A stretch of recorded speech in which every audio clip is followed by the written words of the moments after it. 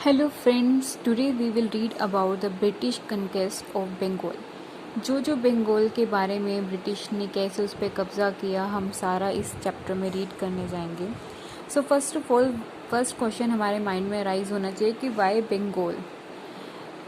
First हमें याद होना चाहिए कि बंगाल जो कि हमारी इस साइड पे पड़ता है उससे हमारा ब्रिटिशर्स का 60% जो ट्रेड था वो हो रहा था. तो ये कह सकते हैं कि वो उनके लिए एक लुक्रेटिव मार्केट थी. तो वो चाहते थे कि किसी न किसी तरह हम इस पे कब्ज़ा कर लें. क्या क्या ट्रेड हो रहा था?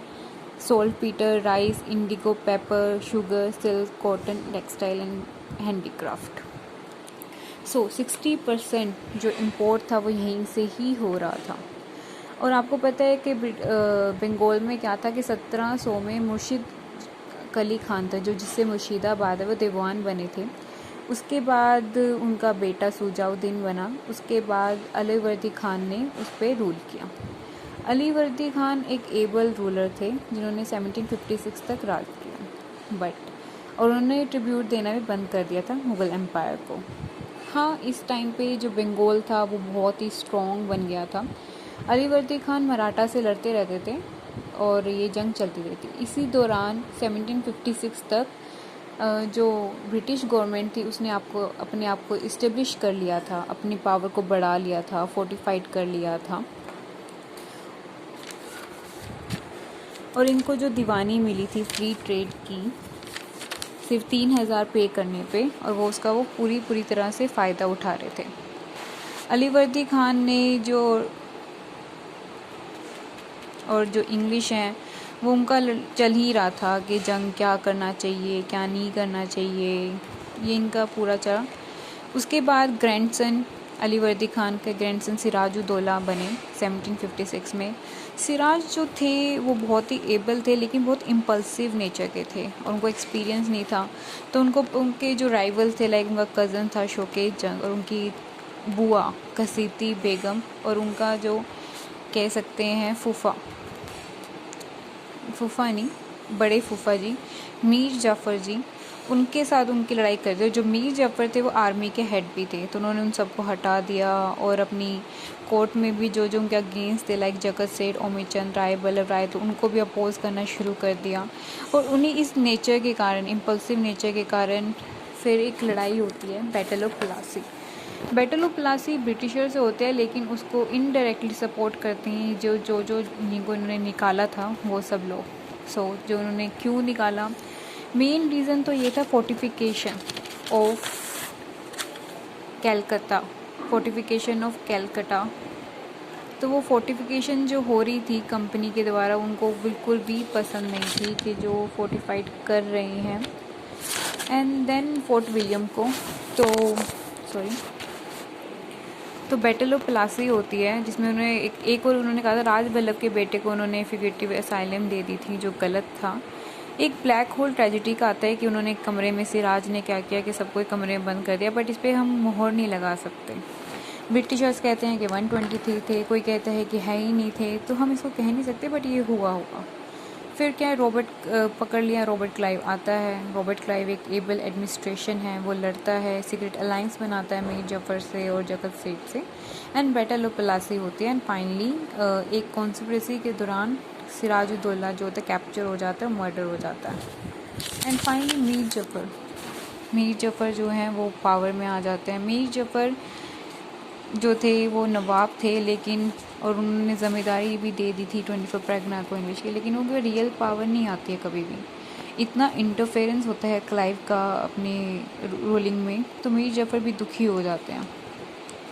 Finally Mir Jafar was irritated हो जाते हैं फाइनली और फिर मीर कासिम को बनाया जाता है जो उनके सन इन लॉ हैं, उनको फिर रूलर बनाया जाता है. Mir Qasim agree to succeed the company उनको, पर मीर कासिम एक एबल एडमिनिस्ट्रेशन साबित होते हैं. वो दे देते हैं हाँ ठीक है मुझे बना दो, बुरदाओं मिदनापुर चितकौं दे देते हैं और उनकी हाफ ऑफ द शेयर भी दे देते हैं ट्रेड में. लेकिन वो अपनी कैपिटल को शिफ्ट कर देते हैं मुंगेर बिहार. बट वो इससे ब्रिटिशर्स चिढ़ने लग जाते हैं और वो सोचते हैं एक सबसे मेन काम मीर कासिम करते हैं कि जितने भी सारे ट्रेड टैक्सेस थे वो सारे निकाल देते हैं। कहते हैं कि चलो तुम तो दे ही नहीं रहे हो, तुम्हारे ऑफिसर्स भी दे नहीं रहे हैं, तो सबको ही बराबर कर दो, कुछ तो फ़ायदा होगा मुझे और तुम्हारी ये एडवांटेज हो ख़त्म होए। फिर क्या होता है, वो चिढ़ जाते हैं और बैटल ऑफ बक्सर होती है। Battle of Buxar main reason है कि जो बिहार का राम नारायण जो डिप्टी गवर्नर वो आता ही नहीं है मीर कासिम को सलाम करने, तो ये एक तरह का, और वो उसको सपोर्ट कर रहे थे ब्रिटिशर्स। तो फाइनली कंपनी के जो दस्तक का वो लॉस हो रहा था उसको कम करने के लिए मीर कासिम ने कहा था। एंड मीर कासिम की टसल होती है, मीर कासिम वहाँ से भाग जाता है और सीधा जाता है शुजा-उद-दौला जो कि अवध के नवाब हैं और मुग़ल एम्पायर शाह आलम II। तो वो दोनों जाते हैं, अलायंस मेट करते हैं, लेकिन द बैटल में फिर भी डिफीट हो जाते हैं मेजर हेक्टर मुनरोस के कारण। Mir Qasim was short but decisive, मतलब उसकी जो रोलिंग थी वो डिसिसिव थी। After the battle Mir Jafar फिर से रूलिंग में आ जाते हैं और वो और भी डिस्ट्रिक्ट देते हैं, मिदनापुर, मुर्दाओं एंड चितगोंग जो इंग्लिश को, एंड और also for duty free trade except for a duty of 2% on salt. After the death of Mir Jafar, Nizamuddaula जो कि उनके माइनर सन थे वो बनते हैं, वो भी, और जो बाकी जो लोग थे शुजा-उद-दौला को कहा कि तुम अपना इलाहाबाद दे दो, 50 लाख दे दो कंपनी को, और शाह आलम II को कहा कि तुम अपनी दीवानी छोड़ दो। सो ये जो पॉइंट है जब ब्रिटिशर्स को फाइनली दीवानी मिल जाती है बंगाल, बिहार एंड उड़ीसा की, एंड उनको एक प्रोविज़न भी पे करनी पड़ती है 53 lakh to the company in return जामत like military, defence and police. अब ये क्वेश्चन होता है कि उन्होंने अब हार ही गए थे तो कब्ज़ा क्यों नहीं किया अवध पे। अरे अवध को वो एज अ मतलब बफर रखना चाहते थे। बफर मतलब कि अगर वो नेक्स्ट कर लेते तो मराठाओं से लड़ाई, पहले वो अलावर्दी खान लड़े थे, अब ये लड़ेंगे, तो इनसे बफर एज अ स्टेट रखना चाहते थे अवध को अभी थोड़े टाइम के लिए ना, और उसको शाह आलम II को एक रबड़ स्टैम्प की तरह। फाइनली डोल गवर्नमेंट स्टार्ट होती है जो 72 तक चलती है। इसमें क्या था कि रेवेन्यू कलेक्शन और निज़ामत दोनों तो ब्रिटिशर्स के अंदर है, और एडमिनिस्ट्रेशन जो लोकल जो एडमिनिस्ट्रेशन है वो किंग के अंदर है, बट दोनों ही अपना रोल प्ले नहीं कर रहे थे, वो एक पपेट था, दोनों के पास कोई। तो फाइनली सिचुएशन बहुत ही ख़राब हो जाती है बंगाल में, एंड दिस ड्यूअल सिस्टम को फाइनली कौन एंड करता है, वॉरेन हेस्टिंग इन 1772।